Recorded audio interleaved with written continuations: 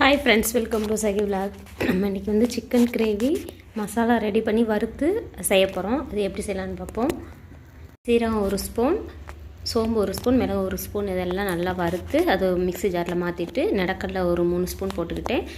2 வெங்காயம், பெரிய வெங்காயம் கட் பண்ணி போட்டு 2 தக்காளி இதெல்லாம் போட்டு நல்லா அரைச்சி வச்சுக்கிடுவோம்.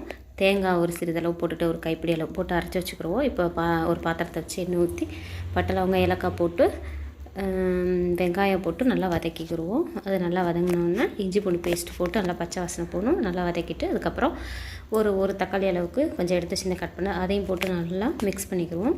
நல்லா வதங்கினதுக்கப்புறம் சிக்கனை போட்டுடலாம். போட்டு அதுக்கு தேவையான உப்பு 1.5 ஸ்பூன் போட்டிருக்கேன். போட்டு நல்லா அதை நல்லா மிக்ஸ் பண்ணி விட்டுக்கிடுவோம். மிக்ஸ் பண்ணி அது நல்லா ஒரு மூடி போட்டு மூடி வச்சுருவோம். அது நல்லா வெந்து வரட்டுங்க.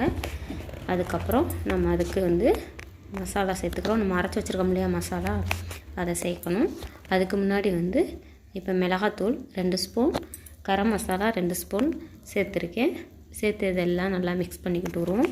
மஞ்சத்தூள் ஒரு 3/4 ஸ்பூன் சேர்த்துருக்கேன். சேர்த்து எல்லாத்தையும் நல்லா மிக்ஸ் பண்ணி விட்டுக்குருவோம். நல்லா மசாலா சேர்ந்து எண்ணெய் பிரிஞ்சு வரட்டும்.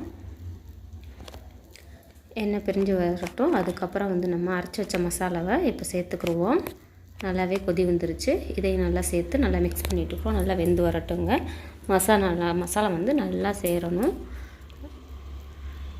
நல்லா கிண்டி விட்டுருவோம். இந்த மாதிரி அரைச்சி குழம்பு வச்சு பாருங்கள், ரொம்பவே டேஸ்ட் பிரமாதமாக இருக்கும். நீங்கள் கண்டிப்பாக இந்த வீடியோவை பார்த்துட்டு உங்களுக்கு பிடிக்கும்னு நினைக்கிறேன். பிடிச்சிருந்தால் நம்ம சேனலை லைக் பண்ணுங்கள், கமெண்ட் பண்ணுங்கள், சப்ஸ்கிரைப் பண்ணுங்கள். நீங்கள் எப்படி இருக்குன்னு செஞ்சு பார்த்துட்டு எனக்கு கமெண்டில் சொல்லுங்கள். இப்போ நம்ம அந்த மசாலா ஊற்றிட்டு ஒரு டம்ளர் அளவுக்கு இல்லை 2 டம்ளர் அளவுக்கு தண்ணி வச்சு நல்லா கொதிக்க விட்டுங்க. இங்கே பாருங்கள், அது கொதித்து நல்லா வற்றி வந்துருச்சு. குழம்பு ரெடி ஆயிடுச்சு.